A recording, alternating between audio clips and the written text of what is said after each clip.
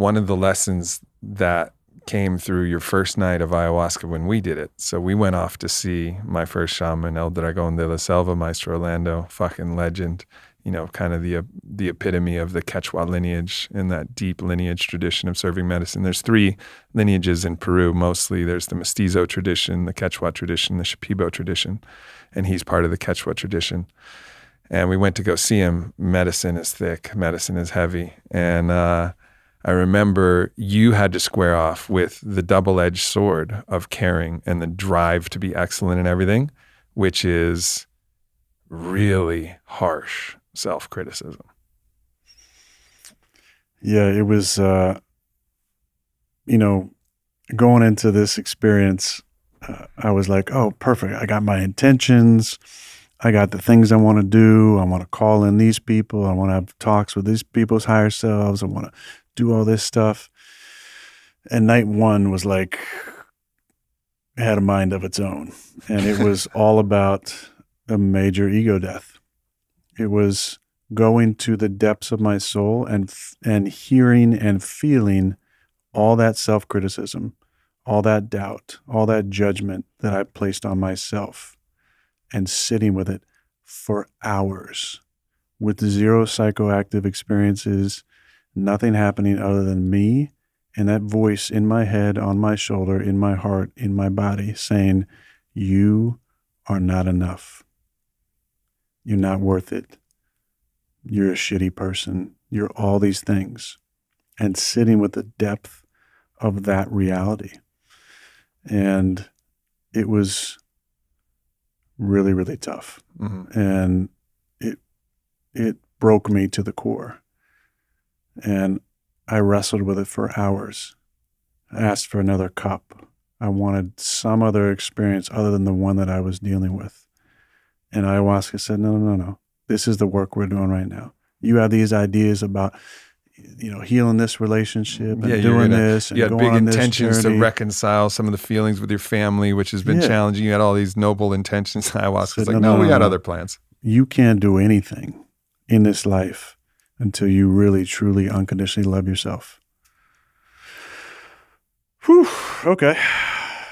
So that's what I had to do. I had to surrender fully to the idea that everything I was telling myself was true. And that's the only time, that's when it finally broke, was I laid there on that mat and I made peace with the possibility that all of these lies I was telling myself could possibly be true. And in that reality of the worst self-talk you could possibly imagine, feeling like the lowest human on the planet and not worthy ever in this life of unconditional love. Whew.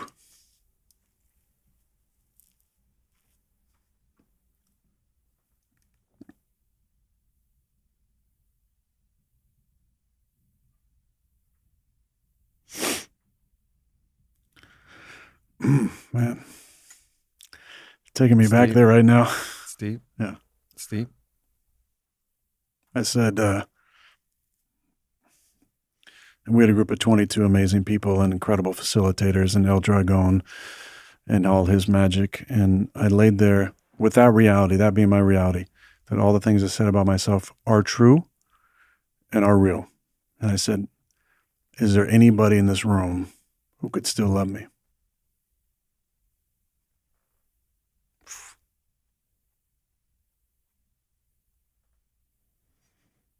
And you came to mind first.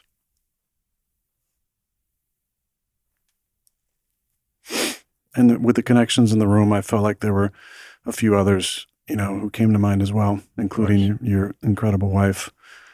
And what came through next was the voice in my head, which wasn't really my voice anymore.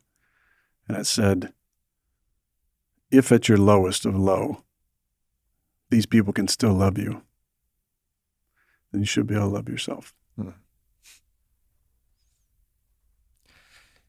Very much like my first story where ayahuasca was like, you have cancer and you're going to die. And until I accepted It's this interesting thing, in life we find obstacle, we learn, especially as men, fight that obstacle. Yeah. Fight it, resist it, overcome it by a force of will.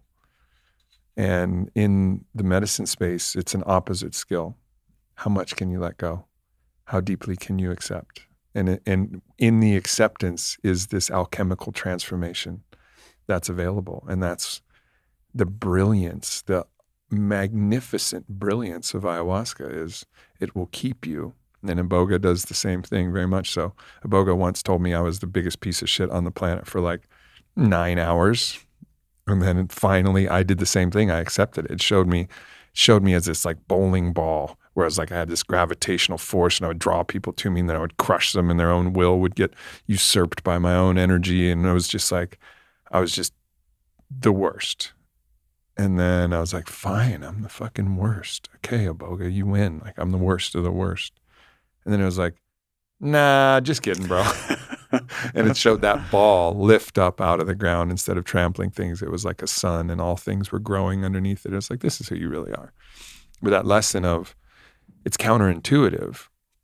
It's like, it requires us to accept the thing that we're afraid of or the thing that we're resisting. And in the acceptance is the permission to transform. And you really wouldn't learn that other way of doing things. At least it's hard without something extraordinarily challenging in your life where you can actually do that in real life. But this is a way to actually not require, because the universe wants us to learn that lesson. So instead of having to play it out in real life, which is messy and takes a long time and has a lot of consequences, we get to work through these things in like this Doctor Strange bubble of medicine where we get to do it for practice, but it's for real for our whole life. So that what I really believe is that life won't force us into those situations where we have to learn that lesson the hard way through a near-death experience or a cataclysmic injury or something like that. We can actually learn something really important in a space where we're safe and healthy. Yeah, 100%. Night 2, when I got down to the Maloka, I was in a way different headspace. I had gone through the ego death. I had sat with all those feelings and emotions of unworthiness and felt a deep, meaningful, unconditional love. And it was nice to have a day off in between to kind of start to feel into that and integrate those deep lessons, which I'm still integrating. But night 2, I came to Matt. I said, you know what? If I have to meditate for 5 hours and asking my journey, I'm totally okay with it. I'm just completely surrendered. I have zero agenda. I'm not coming in with these like intentions or I'm going to, have these incredible breakthroughs. It's just like whatever needs to come through can come through. And I had the most beautiful journey I could possibly imagine where, and the funny part about that is you haven't told the story, but I had made up my mind on the way down the Maloka, I was going to do the house brew. I wasn't going to do the dragon brew. There were a couple options and I decided, I didn't journey the first night really. I had this really tough ego death. So I'm like, yeah, I'm going to smooth sail it tonight. I'm going to take the house brew. I'm going to, blast off. I'm going to be great. And for people to know, there was a Soltara has its own house brew of the medicine that they brew and typically serve that they cultivate themselves. And then El Dragon brought his own brew from his own village and his own trees and his own prayers and his own medicine. But night 1, it was fairly diluted. And I went first. I drank first that second night. This is the story I was in. Yeah. And it was so thick. It was like I almost had to chew it. But I heard the noises. You went, oh, yeah. When he started to pour it, I was like, everybody actually. And Jen and Valko. Yeah, Orlando, Jen, and Valko. So the facilitators, Maestro Orlando, Jen, and Valko, they pour this particular brew, and it just comes out so thick. And I even hear Orlando, which is uncharacteristic, go, oh, and then Jen and Valko go, oh, and pour me that full cup, and I was like, oh man, this one's gonna be potent.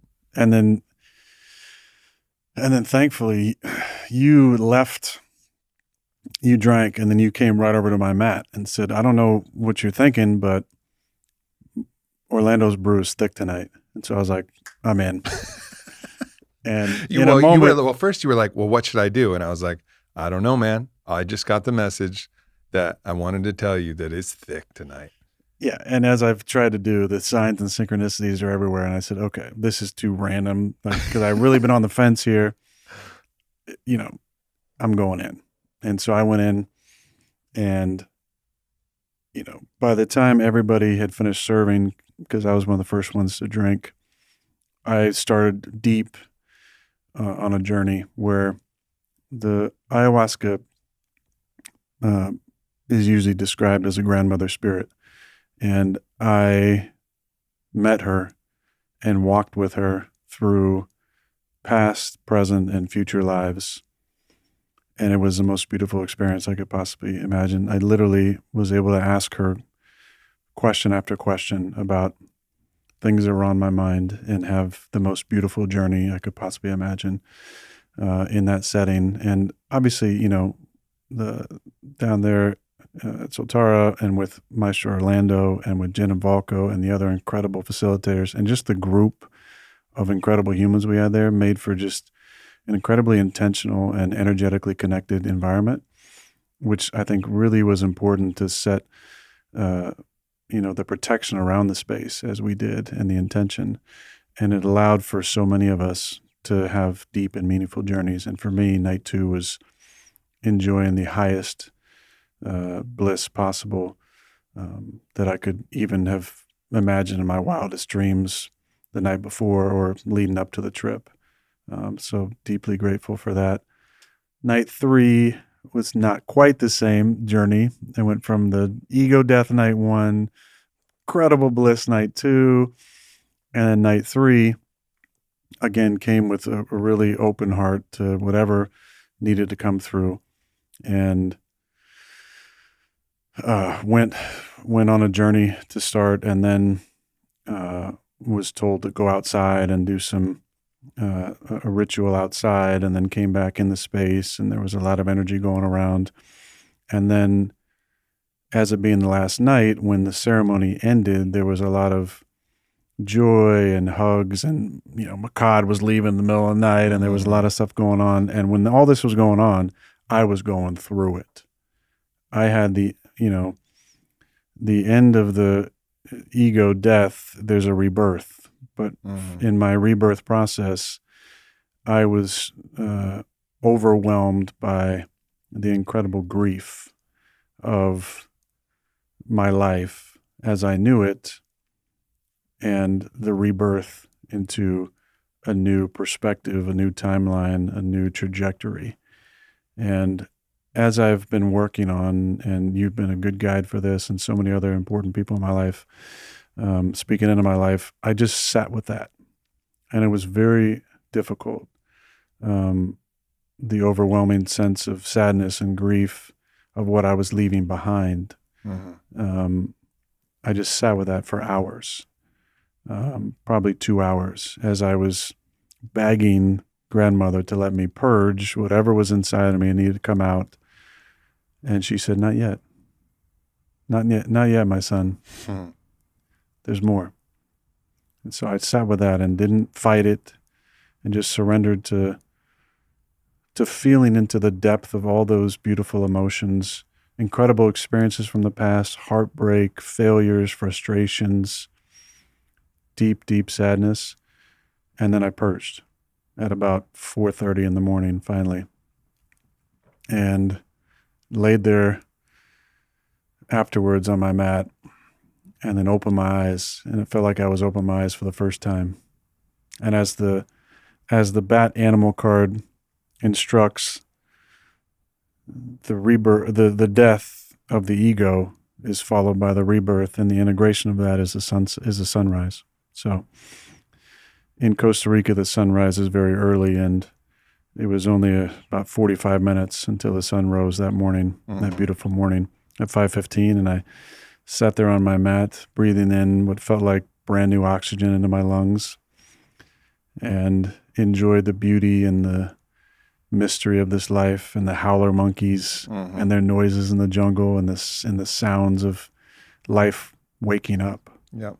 And that's what I felt like happened to me on that third day. And and I felt like I was kind of walking on air back up to the room. It was very special.